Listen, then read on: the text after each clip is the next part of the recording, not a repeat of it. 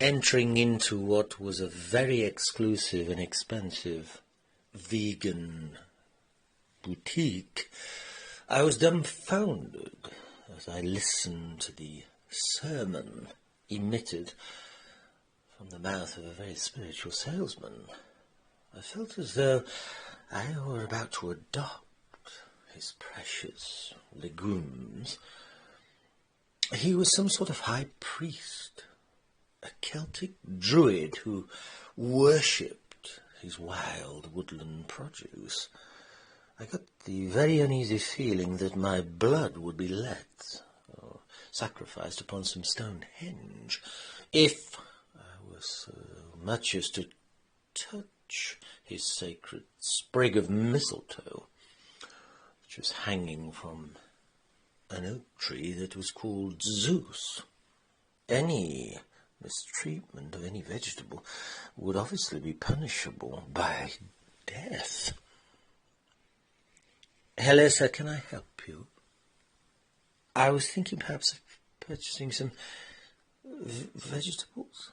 What you mean is you would like to keep kinship with some of our vegetables, perhaps a cabbage or a carrot? It does require careful consideration, of course. Does it? I'm sorry, I don't quite understand. What do you mean? What are you saying? I should treat the vegetable as, well, you should be awarding, shall we say, entities, the equality that you would award to one of our, or your own, speciation. Right.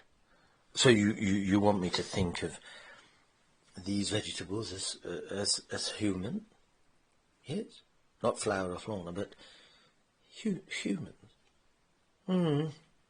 Yes, if you want to put it that way. You see, these beautiful, humble entities that we'd like you, if you are, to take charge and take them under your, shall we say, your umbrella of loving union.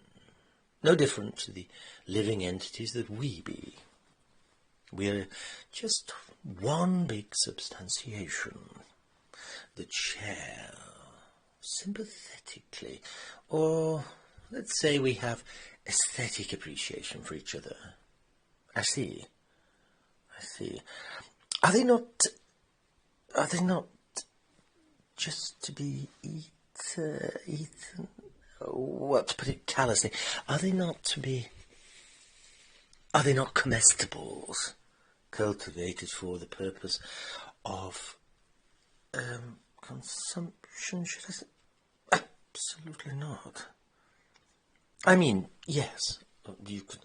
That's the end result. But you must understand that, firstly, these are very special seedlings and spoilings, which should receive the same custodianship that you would foster amongst your own speciation or sibling. Right. So I'm obviously taking charge or custodianship of what you see as a living entity similar to that of our own species, and that they are not just comestibles, they are more to be looked upon as children or offspring. Do I need any, shall we say, qualifications or credit checks, perhaps even an ID check, or DBS certificate or anything, to make sure I don't mistreat them, obviously?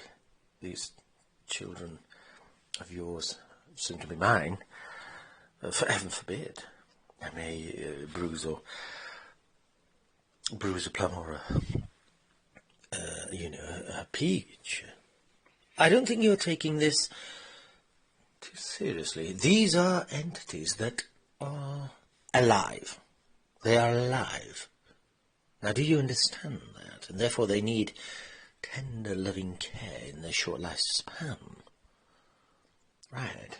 Will I need to sign adoption papers? Will I just be allowed to perhaps take them home? You will need to sign and swear a statutory declaration here and now in front of me to love, cherish and protect these very, very, very vulnerable vegetables with the utmost care and respect. Right. Like some sort of sacred oath, you mean? I didn't realise you knew. I didn't. You see, I am asking you, in all seriousness, if you could perhaps realise the sensitivity, say, of a spring onion, and the sacred, ever so spiritual intervention of it. Right. I didn't realise that a spring onion was, had such sensitivity and was so sentiently spiritual. Well, of course they are. We believe this of all, Buddhistically of all vegetation. You see, the tulip, tomato and turnip, we feel are capable of transubstantiation such as ourselves. Eucharistically, one's culinary skill should show signs of consecration. Right. Well, I'm sort of a bit overwhelmed and complex by all this, by this strange approach, but I should say that, so you cultivating care for these things, I see, I shouldn't just see them as mere food. God, please don't ever use that word around these sensitive entities. Do not please use that, for fear of offending these poor darlings who have, let me tell you, I have raised and reared with a caring hand for months and months, sometimes years, from seedlings. Right. I see. So I hadn't realised that they were able to understand or even speak our spoken tongue of English, I would say. No? We, of course, and they, of course, speak and understand. We understand each other. We have been together talking for years and years through ancestry of artichokes, and it goes back decades. Oh yes, when they first arrived, when I first went and collected them, they obviously were Spanish, and they spoke in Spanish from their origin, country of origin. But now they are as English as me and you, speakers. Obviously, Mr. de Vries, obviously. And what about the beetroots and things? Are they of simpler sort of? Would it be simpler for me? Well, the spilling of a beetroot's blood is hardly simple. You know, the blood be as divine as taking a sacramental taste of wine. You know, the Eucharist and sacrament is there. The blood spilt is as sacred as that, we believe. So it's all terrifically spiritual, similar to worshipping ourselves and taking yes, that's it. That's it. At last you have it, Mr. de Vries. This is why we have to interview you before, you are gaining knowledge in where we are, where consecration of these culinary. I see. Is that it? Is that all? Is the interview concluded? No, it's only just begun. Now, each day you must start with sermons accompanied preferably with hovering hands of spiritual Reiki, followed with a very caressing, caring chi. And at night you must always finish with vespers, vegetable vespers we call it, where you sing psalms gently into the leaves, and your breath eases and calms away the fragility of these exceptionally delicate creatures. I see. Well, it all sounds very, very religious, and I must bring it to your attention that I am not particularly faith-minded. You see, I don't really know any psalms. I certainly don't. I've never thought about singing psalms over the leaves of sage tomato plants late into the night. I never thought of doing anything like this at all. Well, we do advise. In fact, we insist that you raise and rear these little seedlings with prayer, piety, and preparation, and it must be mixed nightly with vespers and even a vigil and a vinegration. Right. Sounds a bit complex.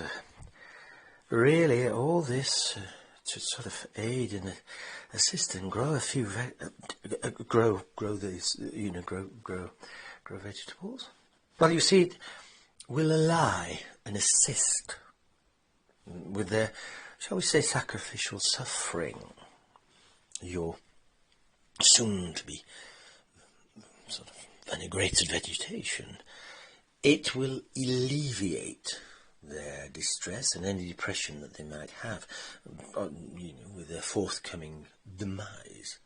We suggest that you also regularly bathe and baptize these poor leavening legumes into the deep, dowsing waters of divination.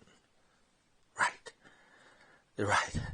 So we must cleanse them and wash them in holy water, by the sounds of it. Preferably warm. Yeah, of course. Is that about? Or is that also the? Is the interview over? Not at all. Just a little bit more. Now, when it comes to their education,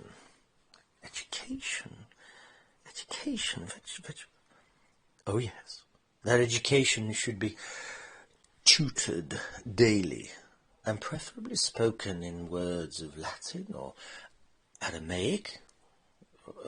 Maybe even you could use the ancient book of Vulgation. I don't have an ancient book or Aramaic or Vulgation or even Latin, but I don't speak. Well, you can use a translation app. It's many do. Speaking to... right. You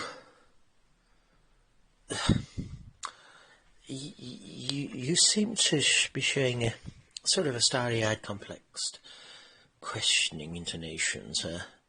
I mean, are you sure you're ready to enter into our kindergarten of cultivation? Maybe you should... I think what we might do with you is give you a couple of weeks, or maybe 3 to 4 weeks, to bond with what, with something. Yes, what we normally do is have, if you're not quite used to it, we give you a swaddled marrow wrapped in swaddling. Yes, as a baby. It's about the same weight and the same structure, same feel, and we hope that you will bond closely and hold this in a sling and hold it close to your beating heart or bosom, shall we say, for at least a couple to 3 weeks, preferably longer. Your face is still showing signs of quandary and questioning intonation, sir. I mean, are you quite sure that you're ready for our neo-horticultural emancipation? Well, it's almost akin to joining some sort of religious sacred order. Well, that is exactly what it is. It's the order of the garden garter that we will award you if you succeed, Mr. Devere. Right,